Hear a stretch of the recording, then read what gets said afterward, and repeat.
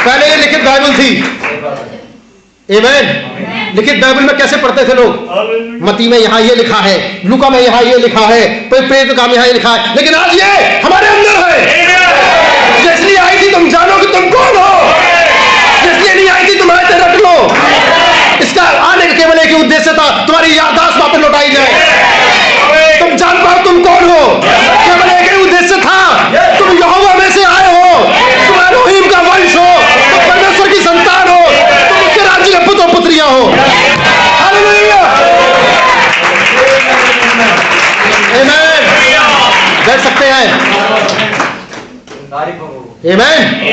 Philosophy करने वाले, dignity करने वाले, डीएलएलडी करने वाले इस रहस्य को नहीं जानते। उन्होंने बाइबल घोट के पी रखी है। उन्हें केवल यही पता है कि हम एक दिन न्याय में जाएंगे, प्रभु के सामने खड़े होंगे, अच्छे बुरों का न्याय किया जाएगा, परमेश्वर कहेगा मेरे लोगों मेरे पास आ जाओ। कहानी यहां नहीं है। एक समय भाई के साथ प्रीच करने जाते थे।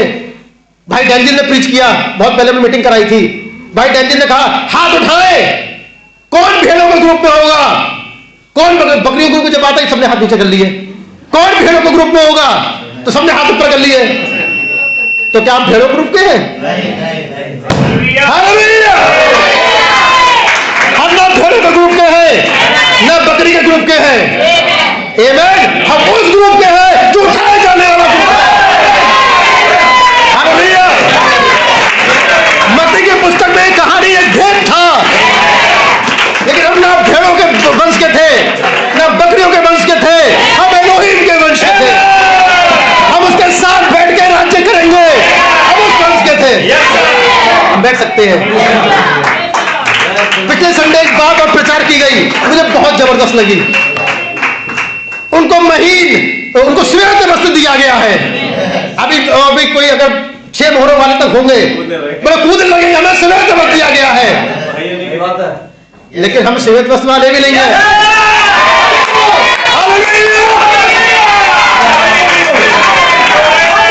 हम श्वेत वस्त्र वाले भी नहीं है। हम क्या है फिर? हम बैठ सकते हैं, क्योंकि बाइबल बताती है। उसने पूछा हे प्रभु ये जो श्वेत वस्त्र पहने ये कौन है? यूहन्ना जानता ही नहीं था श्वेत वस्त्र वाले कौन है। और यूहन्ना किसकी तस्वीर है? दुल्हन की। दुल्हन नहीं जानते श्वेत वस्त्र वाले कौन है, तो फिर हम कहाँ हैं? तब दूत ने बताया ये श्वेत वस्त्र वाले वो लोग हैं जो बड़े क्लेश में से निकल के आए हैं। क्या आप क्लेश से निकल के जाने वाले हो? नहीं। आप क्लेश से निकल के जाने वाले नहीं हो। आपको श्वेत वस्त्र नहीं मिला है, उससे बढ़कर महीन मलमल मिला है। आप दूल्हे के स्वरूप और समानता में हो, मनुष्य के पुत्र सरीखे हो। मामूली बात नहीं है। अगर यूहन्ना इस बात को कह रहा है मनुष्य के पुत्र सरीखा, मामूली बात नहीं है। क्योंकि वो दृश्य को देख रहा था जब भाग्य से पहले बोला गया था आओ हम मनुष्य को बनाए अपने स्वरूप में, अपनी समानता में। हम मनुष्य को बनाए अपने स्वरूप में, अपनी समानता में। और जब उन्होंने देखा, उन्होंने कहा मनुष्य के पुत्र सरीखा।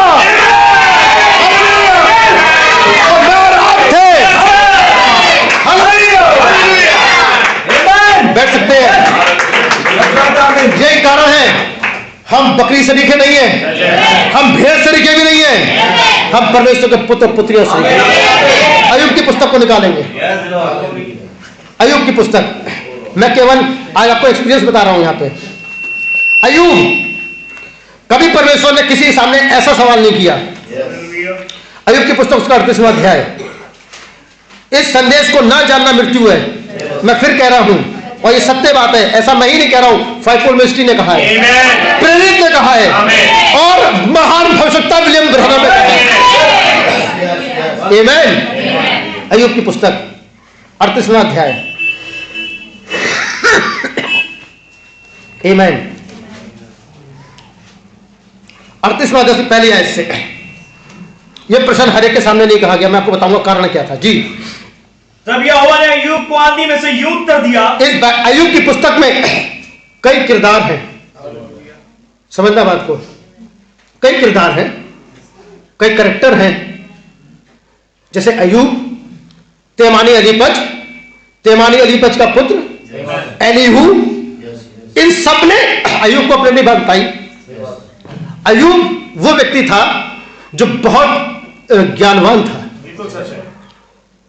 और ये ज्ञान परमेश्वर का ज्ञान था उसको, और परमेश्वर अपने बच्चों को जबरदस्त ज्ञान के साथ रखता है। मैं ये बात 100% कह रहा हूं, मैं इस वाली बात को, मैं रियली परमेश्वर वेदी में खड़ा हूं, लेकिन ये बात मैं किसी एक्सपीरियंस के तौर पे बोल रहा हूं। आप उस योग्य होगे भी नहीं उस सीट के, लेकिन परमेश्वर आपको वहां बैठा देगा। जैसा दाऊद कहता था, मैं तो भेड़ और बकरी चलाने वाला था, लेकिन एक जबरदस्त टैलेंट दाऊद के पास था, जबरदस्त टैलेंट। आमीन। पतरस अनपढ़ व्यक्ति, एक जबरदस्त टैलेंट पतरस के पास था। उसने कहा यहां मैं तुझे आज से मनुष्य का पकड़ने वाला बनाऊंगा। उसे पता था कि मछली कैसे पकड़ी जाती है, जाल कैसे डाला जाता है। जबरदस्त टैलेंट था पतरस के पास में, उसका टैलेंट परमेश्वर ने उठा लिया। आमीन। पौलुस खुदा के लिए जलन रखने वाला था, जबरदस्त, उसके पास बड़ा टैलेंट था। परमेश्वर ने उसकी उस चीज को उठा लिया और अपने रूप से उसे भर दिया। हालेलुया। आप विशेष लोग हो। मैं फिर आप वो लोग नहीं हो कि यहां पे बैठ गए आके, आप किसी चर्च में नहीं बैठे हो। अपने दिमाग से बात निकाल देना, आप किसी चर्च में भी नहीं आए हो। चर्च नहीं आए, हम तो यहां परमेश्वर के पुत्र पुत्रियों के साथ सहभागिता करने के लिए आए हैं। आमीन। हफ्ते भर बाद में देखते हैं, मुलाकात करते हैं। अय्यूब बहुत ज्ञानवान व्यक्ति था, वही व्यक्ति था बाइबल के अंदर जो नक्षत्रों के बारे में जानता था, 7 राशियों के बारे में जानता था। नबी ने इसको प्रचार किया है, मैं उसे ट्रांसलेट कर रहा हूं, और नबी ने सब बताया इन चीजों के बारे में। बहुत जल्दी आप इसको यूट्यूब पे देखेंगे। 7 राशियों के बारे में अय्यूब जानता था, मृत्तिका के बारे में अय्यूब जानता था, ब्लैक होल्स के बारे में अय्यूब जानता था, हर चीज के बारे में अय्यूब जानता था।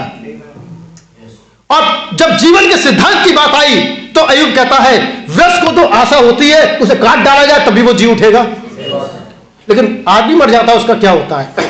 अय्यूब की पुस्तक उत्पत्ति की पुस्तक से पहले लिखी गई। जब मूसा मुल्क मिस्र से निकल के जा रहा था, उसे रास्ते में अय्यूब की पुस्तक मिली, उसने अय्यूब की पुस्तक को उठा लिया। अय्यूब की पुस्तक मूसा की 5 पुस्तकें लिखने से पहले की थी, और अय्यूब ने किसी लेख से उनको नहीं लिखा था, अय्यूब ने प्रकाशन के द्वारा उनको लिखा था। और इतने प्रकाशनों से भरा होने के बाद वो मानवीय सिद्धांत को जानने की कोशिश कर रहा था, मगर उसे समझ नहीं पा रहा था। उसके दोस्त उसको बता रहे थे कि तूने कोई गुनाह किया है, तेरे बेटे मर गए, बेटी मर गई, सब कुछ टूट पड़ा तेरे ऊपर, विपत्ति आ गई। लेकिन विपत्ति क्यों आई थी उसके ऊपर? परमेश्वर के जन के साथ कभी भी कुछ गलत नहीं होता, कि कुछ ना कुछ कारण उसका होता है, कोई ना कोई रीजन उसका होता है। सब मर गए, लेकिन उसे किसी स्थान में लाना था। अय्यूब कौन से स्थान में आ गया? अय्यूब राख पे बैठ गया, गंजा हो गया, सर पर राख डाली, सब कुछ उसने वो करा। और एक दिन उसके दोस्त बोले तूने ये किया है, तूने ये किया है, तूने ये किया है, तूने ये। उसने कहा नहीं, कुछ और मामला है। और तब अय्यूब बोला वृक्ष को तो आशा होती है, लेकिन मेरे बेटे बेटे चले गए, उनके पास कौन सी आशा है? क्या मैं उसे दोबारा मिलूंगा? क्या ये ऐसा होगा? विलाप कर रहा था। और तब परमेश्वर ने उससे प्रसन्न, उसने कभी दाऊद से प्रसन्न नहीं किया। जब उसे दाऊद से प्रसन्न करना था तो उसने भविष्यवक्ता को भेजा, जा नतान नबी को भेजा, बोल दाऊद से, हिंदी में कह रहा है, उसके पास एक मेमना था, मेढ़ी थी, ये सब आपको पता है। आमीन। लेकिन अय्यूब से डायरेक्ट बात कर रहा है। क्या बात कर रहा है? सुनिए, ये बड़ा महान रहस्य है। अगर ये समझ में आ गया तो आप जानोगे आप कौन हो। जी। तब यहोवा ने अय्यूब को आंधी में से यूं उत्तर दिया। तब यहोवा ने अय्यूब को आंधी में से उत्तर दिया। कौन है जो अज्ञानता की बातें कहकर, ये कौन है जो अज्ञानता की बातें कहकर युक्ति को बिगाड़ना चाहता है? परमेश्वर की मेथड को, परमेश्वर के तरीकों को, परमेश्वर की युक्ति को बिगाड़ना चाहता है। पुरुष की नाई अपनी कमर बांध ले, एक पुरुष की नाई कमर बांध ले, क्योंकि मैं तुझसे प्रश्न करता हूं। अब यहां मैं थोड़ा रुकना चाहूंगा। मैं यहां केवल लड़कों से बातें नहीं कर रहा हूं, मैं स्त्रियों से भी बात कर रहा हूं। पुरुष की नाई कमर बांधनी है आपको। आमेन। क्योंकि आप शरीर में यहां लेडीज हो, आमेन, लेकिन आत्मा में लेडीज नहीं हो। क्योंकि बाइबल में यह कभी नहीं कहा गया और परमेश्वर के सारे पुत्र पुत्रियां जय जयकार करते थे। परमेश्वर के सभी पुत्र, अभी हम पढ़ेंगे, सभी पुत्र जय जयकार करते थे। आमेन। आप वहां पे थे जी। तो उसने प्रश्न किया जी, पढ़िए। तो पुरुष की नाई अपनी कमर बांध ले, पुरुष की नाई अपनी कमर बांध ले, क्योंकि मैं तुझसे प्रश्न करता हूँ, मैं तुझसे प्रश्न करता हूं और तू मुझे उत्तर दे। और तू मुझे उत्तर दे। जब मैंने पृथ्वी की नेव डाली, जब मैंने पृथ्वी की नेव डाली, तब तू कहाँ था? तू कहां था? पैदा तो तुम आज हुए हो। Amen. कोई 1994 में, कोई 97 में, हो सकता है कोई 65 में पैदा हो गया हो, कोई अभी पैदा हुआ हो, कहते पिछले साल, कोई अभी इसी महीने पैदा हुआ हो, कल जिसका बर्थडे मना के आओ 1 साल पहले पैदा हुआ। आमेन। 2021 में पैदा हुआ, 22 में पैदा हुआ, लेकिन यहां मामला कुछ डिफरेंट है भाई। अपनी कमर बांध ले। अब भाई पुरुष की नाई सोचना है तुम्हें, डिनोमिनेशन की नाई नहीं सोचना है। वो पुरुष नहीं है, वो मूर्ख कुंवारी है। कुंवारी है मगर मूर्ख कुंवारी है, लेकिन परमेश्वर तुम्हें अपने स्वरूप में समझदार बनाना चाहता है। इसलिए आपको कमर उनकी नाई नहीं बांधनी है, पुरुष की नाई कमर बांधनी है। और पुरुष केवल एक ही है, वो है यीशु मसीह। जो मूल पुरुष कहलाता है, मूल वंश कहलाता है, मूल जाति कहलाती है, उसकी नाई कमर बांधनी है। हालेलुया। क्योंकि पुरुष के अंदर एक विशेष बल दिया है, पुरुष के अंदर एक विशेष बल होता है। आमेन। मैं भी यहाँ पे थोड़ा रुक के बताना चाहूंगा, क्योंकि जब परमेश्वर ने सृष्टि करी तो उसने हर चीज में पुरुष को ही सुंदर बनाया। मोर मोरनी, मोर सुंदर, मोरनी थोड़ी फूहड़, कुत्ता कुतिया, कुत्ता बढ़िया सा सुंदर सा, और कुतिया थोड़ी सी डल, गाय बैल, बैल अपना बिल्कुल चौड़ा और ऐसा करा हुआ, सींग निकाले हुए, गैया थोड़ी ढीली। हर चीज में उसने नर को ही सुंदर बनाया। और आदम भी बहुत सुंदर था, लेकिन उसने आदम का सुंदर और कोमल भाग जब बाहर निकाला तो वो स्त्री बन गया। इसलिए मानव जाति के अंदर पुरुष की अपेक्षा स्त्री सुंदर है, लेकिन पौरुष पुरुष के पास ही है। इसलिए वो कहता है पुरुष की नाई अपनी कमर को बांध ले। और जब प्रश्न तुझसे पूछना चाहता उसका जवाब दे। जी बोलिए। जब मैंने पृथ्वी की नेव डाली, जब मैंने पृथ्वी की नाई डाली, तब तू कहाँ था? लो, अब वैज्ञानिक कहते हैं करोड़ों साल हो गए पृथ्वी को बने हुए, और ये बिल्कुल राइट बात है। अरबों साल हो गए, खरबों साल हो गए पृथ्वी को बने हुए, लेकिन यहां वो कह रहा है जब मैंने पृथ्वी की नेव डाली तू कहां था? आमेन। आगे बताना चाहता हूं आप कौन हो। फिर से समझ लो, अगर इस संदेश को नहीं समझा तो ये मौत है। ये 6 मोहरों वालों का संदेश नहीं है, ये डिनोमिनेशन वालों का तो यही है, आज यीशु पैदा हुआ है, होने वाला 25 तारीख को, लेकिन मामला उससे भी फर्क चल रहा है, डिफरेंट चल रहा है। हम ईसाई लोग बन गए नहीं है, वो नहीं है मामला। आमेन। हमारे यहाँ कोई पादरी आता था, झूला, अच्छा काम किया उन्होंने, उसके लिए हम उनको सैल्यूट करते हैं, उनको सलामी देते हैं, क्योंकि परमेश्वर ऐसा होने दिया। खान में से हीरा निकालने वाले अलग होते हैं, उसको लेके आने वाले, ढोने वाले अलग होते हैं, उसे तराशने वाले अलग होते हैं, और उसे गहनों में जड़ने वाले अलग होते हैं। आमेन। आप वो हीरे थे जो कहीं कोयले की खानों में पड़े। अभी मैं साबित करूंगा आपको। आप कहोगे सर भाई कैसी बातें कर रहे हो, आप हीरे थे, आपको निकाला गया। हो सकता है कोई पादरी आपके घर पहुंच गया हो, भाई इसके पहुंचने से पहले, है ना, उसने आपको खींच के डिनोमिनेशन में डाल दिया हो, लेकिन परमेश्वर को ये नहीं भाया। परमेश्वर को भाया कि एक और को मैं भेजूं। ऐसा क्यों था? थोड़ा समझिए बात को। यीशु मसीह पास एक अंधा आया, आमेन, मैं चंगा होना चाहता हूं। उसने कहा ठीक है, जा चंगा हो जा। वो चंगा हो गया, देखने लगा बराबर। ठीक। एक और व्यक्ति आया, उसने कहा मैं चंगा होना चाहता हूं। उसने मिट्टी थानी सानी उसके हाथ पे लगाई, बोले खोल आंखें देख। बोला हाँ जी दिख रहा है, बराबर दिख रहा है। कैसा दिख रहा है? मैं आदमी ऐसे देख रहा हूं जैसे चलते फिरते पेड़। क्या यीशु मसीह की चंगाई में गड़बड़ थी? एक को तो बोल के चंगा कर दिया, बड़ा साफ बढ़िया बढ़िया देख रहे हैं वो। दूसरे को जो चंगा किया उसने मिट्टी थानी लगाई आंखों पे, कैसा दिख रहा है? बोला दिख तो रहा है, लेकिन ऐसा दिख रहा है जैसे चलते फिरते पेड़। आदमी उसे पेड़ नजर आ रहे हैं, लेकिन पेड़ों का जीवन अलग है, आदमी जीवन अलग है। क्या पता कहते वो किसी आदमी पास जाकर कहता पेड़ जी कैसे हो, वहां से बात नहीं बनती, क्योंकि सीन सही नहीं था। दोबारा उसके आंखों पे हाथ रखे गए। अब कैसा दिखता है? अब मुझे साफ साफ दिखता है। हालेलुया। पहली बार जो पादरी आपके घर आया होगा, आपको वचन लेके आया होगा, आपको डिनोमिनेशन में रख दिया, आप ईसाई बन गए, लेकिन आपको तब भी कैसा दिखता था? चलते फिरते पेड़। यीशु मसीह कौन है? हमारा खुदा है। यहोवा कौन है? उसका भी बाप है। ये तो मालूम था हमें, यही मालूम था। बहुत ज्यादा हुआ, बपतिस्मा ले लिया यीशु मसीह के नाम से, कहानी समाप्त? नहीं जी, अभी हमें उनको क्या दिख रहा है? मनुष्य जैसे चलते फिरते पेड़। लेकिन हम मनुष्य को कैसे देखना चाहते हैं? उसके स्वरूप, उसकी समानता में। अगर आपने आज भी अपने आप को चलते फिरते पेड़ की तरह देखा है तो आप गलती में हो। जरूरत है कि आज अपनी आंखों पर दोबारा हाथ रखे जाएं। आप देखो कि आप मनुष्य से भी बढ़कर हो, आप परमेश्वर के पुत्र पुत्री हो।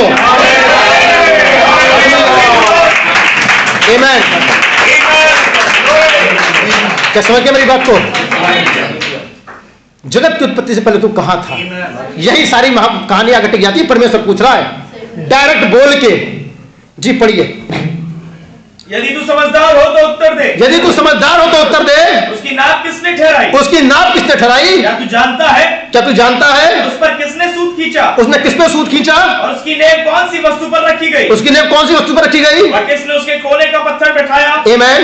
जबकि भोर के तारे एक संग आनंद गाते थे। जब भोर के तारे आनंद से गाते थे। आमीन जी। और परमेश्वर के सब पुत्र जय जयकार करते थे। फिर जब समुद्र ऐसा फूट निकला। आमीन। भैया बड़ी अजीब सी बात है ये। अब वैज्ञानिकों के आधार पर जब मैं बहुत सी चीजें देखता हूं, क्योंकि मैं अध्ययन करता रहता हूं इन चीजों का, वो कहते हैं कि वो एलियंस थे।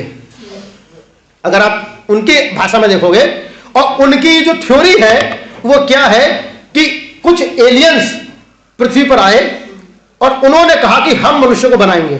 बाइबल से लिया उन्होंने, हम मनुष्य को बनाएंगे। और उन्होंने एलियंस ने अपनी समानता में कुछ लोगों का निर्माण किया और सभ्यता को यहां बसाया और वापस अपने ग्रह पे चले गए। और समय समय पर उनका संपर्क करते रहे। जैसे उन्होंने एलिया से संपर्क किया, हनोक से संपर्क किया, मूसा से संपर्क किया, ऐसे संपर्क करते रहे। लेकिन ये वो वैज्ञानिक अपनी भाषा में बोल रहे हैं। लेकिन मैं भी आपसे कहना चाहता हूं, नबी ने से कहा है आप भी एलियन हो। आप ही एलियन हो क्योंकि आप विचित्र प्राणी हो। आप इस दुनिया के नहीं हो। जो लोग ये सोचते हैं कि हम केवल इसी तरह के हैं कि अभी हम पैदा हुए, 25 साल के हुए, 30 साल के हुए, 60 साल के होंगे, 80 साल के होंगे, मर जाएंगे, वो गलत फहमी के शिकार है। आप यहां इसलिए नहीं आए हो कि आप मर मिटो। आप यहां इसलिए नहीं आए हो कि आप अपने इतने जीवन को देख पाओ। आपके पीछे कुछ और महान रहस्य छुपा हुआ है। क्या छुपा हुआ है? अगर आप उसको जान गए तो आज आप बहुत कुछ कर लोगे। हालेलुया। जी देखते हैं, जी पढ़िए। फिर जब समुद्र ऐसा फूट निकला। जी वो गर्भ से फूट निकला। आमीन। जी बोलिए। तब किसने द्वार मूंद कर उनको रोक दिया? आमीन। जब परमेश्वर उसकी नींव को डाल रहा था, तू कहां था? जब भोर के तारे आनंद से गाते थे, तू कहां था? आमीन। महान भविष्यता जब आता तो बताता है हम उसके साथ में थे। जब भोर के तारे आनंद से गाते थे, हम उसके साथ में थे। हम गाते थे, हम आनंद करते थे, हम इंतजार करते थे क्योंकि हम वहां पे थे। हालेलुया। लेकिन केवल आनंद तक ही समय नहीं रह गया, उसके बाद एक युद्ध का होना भी था। आमीन। उसके बाद एक प्रेरित आता है और प्रेरित आके क्या कहता है? जब उसने सूत वहां पकड़ा तो दूसरा सूत मैंने यहां पकड़ा। जब वो पृथ्वी को नाप रहा था, उसकी नपाई में मैं उसके साथ था। जब वो अंतरिक्ष को बना रहा था, मैं उसके साथ में था। जब वो ग्रहों को बना रहा था, मैं उसके साथ में था। जब वो गैलेक्सी की रचना कर रहा था, मैं उसके साथ में था। जब उसने सूरज का निर्माण किया, मैं उसके साथ में था। हालेलुया। तो मेरे भाइयों कैसे थे साथ में? तुम कौन हो? क्या शरीर से जन्मे हुए लोग हो? नहीं बैठ सकते आप। आमीन। अब हम थोड़ा फिजिकल जन्म पे आते हैं। आप मेरे को गलत मत लेना, लेकिन जो नबी ने बताया मैं आपको बताना चाहता हूँ। हालेलुया। हमेशा फिजिकल जन्म आपको आत्मिक जन्म की ओर लेकर के जाता है। आपके माता पिता के द्वारा, एक वैवाहिक जीवन के द्वारा आपका जन्म होता है। आमीन। एक शुक्राणु, 10 लाख में से एक शुक्राणु, मिलियंस, 10 लाख में से एक शुक्राणु सब भागना शुरू कर देते हैं। 10 लाख शुक्राणु भागना शुरू कर देते हैं।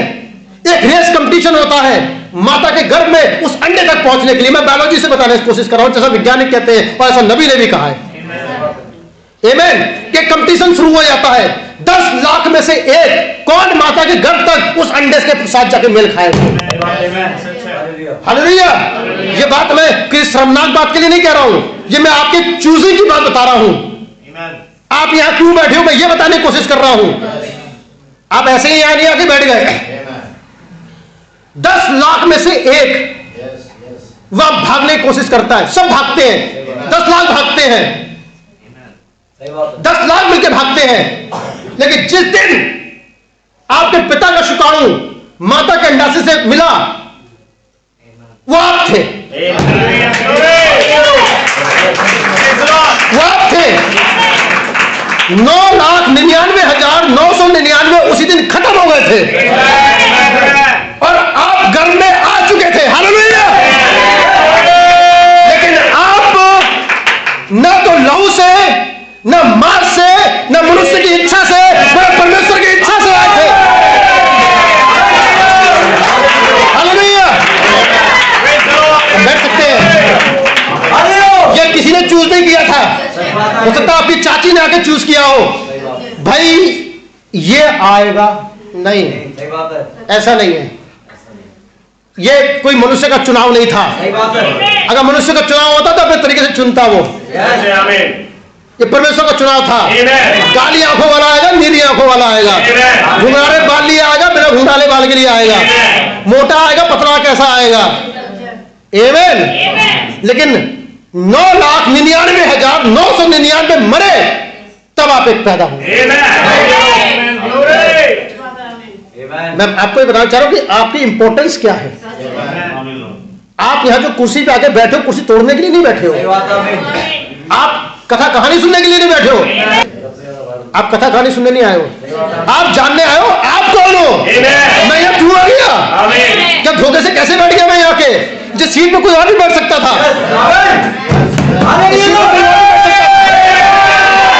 इस सीट पे तुम्हें बैठना था। हालेलुया। कंपटीशन जीत के आए हो। आप IAS PCS नहीं हो, उससे भी बढ़कर हो। जीवन का कंपटीशन जीत के आए हो। हालेलुया। ये कुर्सी खाली रह सकती थी, लेकिन तुम जीत के आए हो। तुम तो जंग जीती है, आगे भी जीतोगे।